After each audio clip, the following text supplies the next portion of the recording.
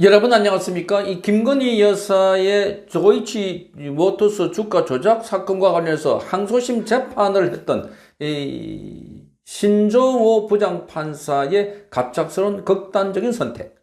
자, 이것과 관련해서 많은 의혹도 있고, 그리고 그 유서도 미안하다. 내가 스스로 결정한 일이다. 뭐 이렇게 적어놨다고 하니까, 자, 누구에게 미안한 것인지, 왜 법원에서 그 건물에서 그렇게 극단적인 선택을 했을까? 자, 많은 의문이 남습니다. 자, 이와 관련해서 오늘 이인재 전 의원이 자, 이 사건과 관련해서는 너무나 어이없는 일이라고 하면서 이제는 법원의 판사와 검사까지도 극단적인 상황으로 몰리고 또 극단적인 선택을 하고 있는 시대다. 정말 어처구니 없는 상황이라고 지적을 하면서 이제는 결단해야 될 시간이 왔다. 이렇게 밝히고 있습니다. 결단해야 될 시간. 자, 뭘 어떻게 하는 것인지. 자, 이인재 전 의원의 글을 여러분께 소개를 해드리겠습니다. 자, 어제 한 서울고법 부장판사가 앞뒤 없이 갑자기 죄송하다는 유서를 남기고 극단적인 선택을 했다.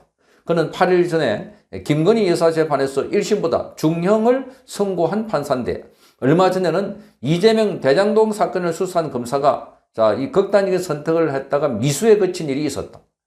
어쩌다가 우리 사회는 판검사 같은 사법 엘리트까지 이렇게 극단적인 지경에 몰리게 됐을까?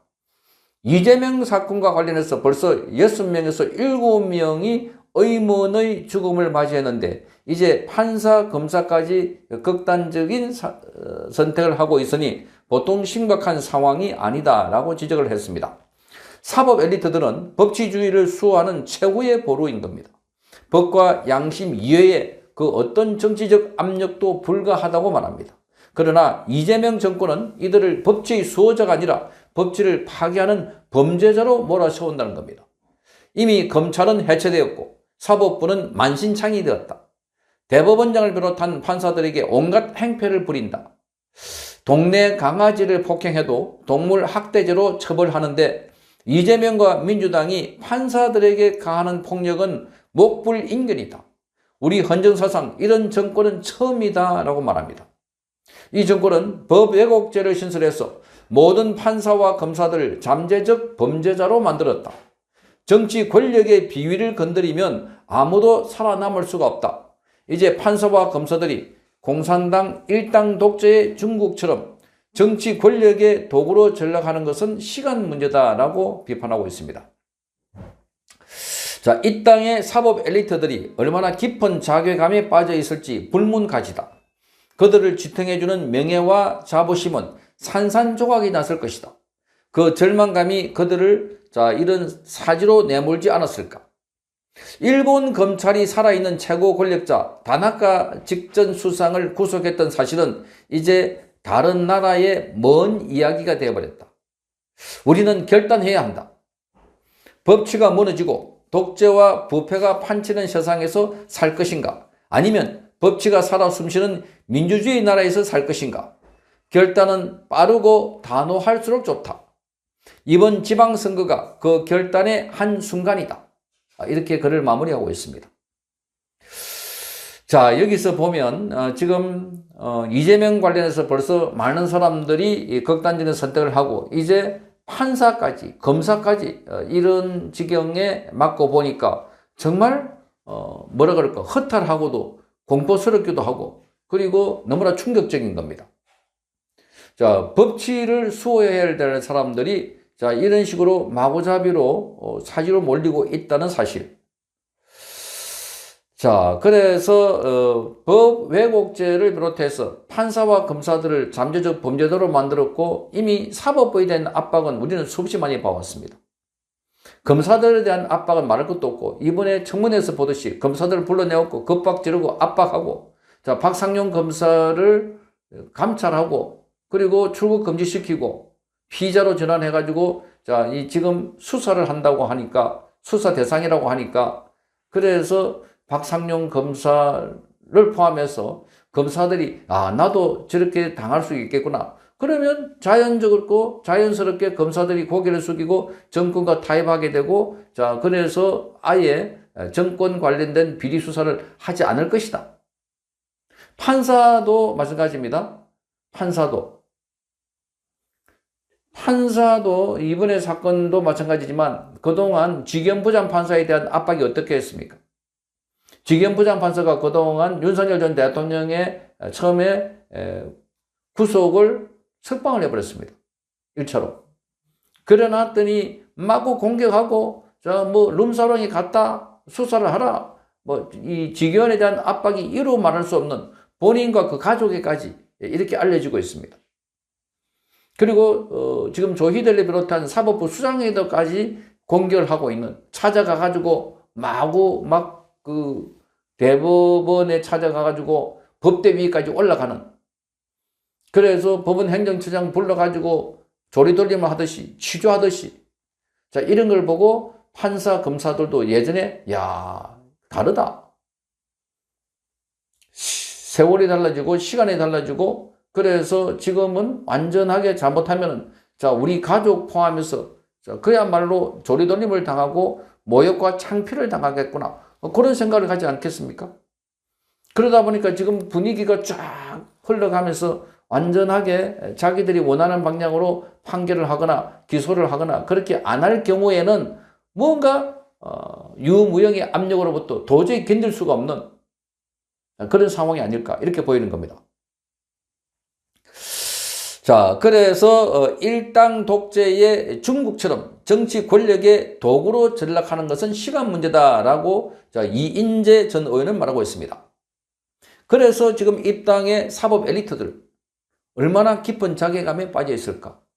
자, 이 사법시험을 통해서 그 시험도 어렵지만 판사와 검사가 된다는 것은 그 시험 중에서도 아주 성적이 우수한 사람들이 올라가는 직업입니다.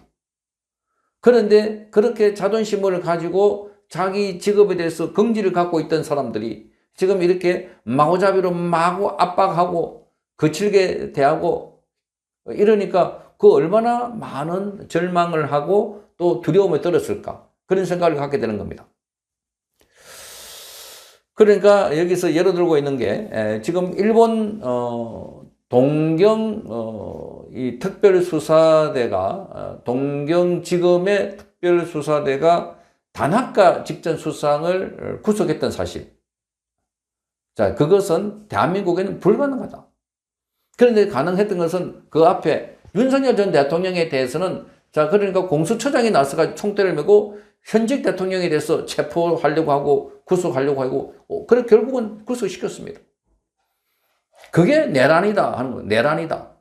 그래 놓고 난 뒤에 이재명은 자, 지금부터는 대통령은 기존에 있던 우리가 알던 대통령이 아니야, 완전 황제야 하듯이, 황제라고 여기듯이 그런 식으로 대통령 자기 범죄도 싹 지워버리려고 하고 있고, 이러니까 지금 우리 국민들은 깜짝 놀래고 그 밑에서 그 업무를 담당하고 있는 검사와 판사들은 온갖 법을 만들고 온갖 조항을 만들어 가지고 자, 압박을 하고 있는, 자, 그러니 이런 사람들이 지금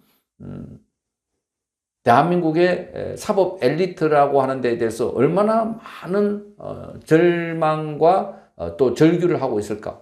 그 중에 희생자 한 사람이 바로 신종호 부장판사가 아닐까, 그런 생각을 하게 됩니다. 그래서 이인재 전 의원은 말합니다. 결단해야 된다. 자, 부패와 독재가 판치는 세상을 살 것인가? 아니면 법치가 살아 숨쉬는 민주주의에서 살 것인가? 자, 국민들도 이 질문을 똑같이 받아야 됩니다. 모두가 자, 이재명 체제 안에서 살 것인가? 눈치 보면서 굴종스럽게 노예처럼 그래서 살 것인가? 아니면 자유로운 민주주의 국가에서 살 것인가? 자, 그래서 우리가 지금 할 수 있는 것은 바로 지방선거에서 결단을 해라. 지방선거에서 이재명에게 치명타를 먹여가지고 이번 지방선거에서 야당이 압승을 해가지고 그래서 야, 이들은 안 되겠다, 그렇게 나와야 될 것 아닌가? 그게 바로 시발점이다. 그게 바로 결단의 순간이다. 이렇게 말하고 있는데 사실 그것도 지금 우려스러운 게 지금 부정선거 우려가 많다는 겁니다. 부정선거. 지금까지 시민단체나 부정선거 조사했던 사람들이 제기했던 의혹이 단 하나도 해결되지 된 게 없다. 계속해서 그 의혹은 그대로 갖고 있다. 이런 비판입니다. 어쨌든 이인재 전 의원도 본인도 판사 출신으로서 자, 이 건에 관해서는 같은 후배 판사가 저런 식으로 사지로 몰리는 걸 보고 이런 글을 쓰지 않았을까 이렇게 보여지고 또 같은 국회의원을 했기 때문에 더더욱더 야 이런 국회는 야만적 국회다 그런 생각을 하지 않았을까 이렇게 봅니다. 지금은 바로 결단해야 될 시간이고 결단은 바로 이번에 지방선거가 거기 한순간이다 하는 말이 가슴에 와닿습니다. 성창경 TV였습니다.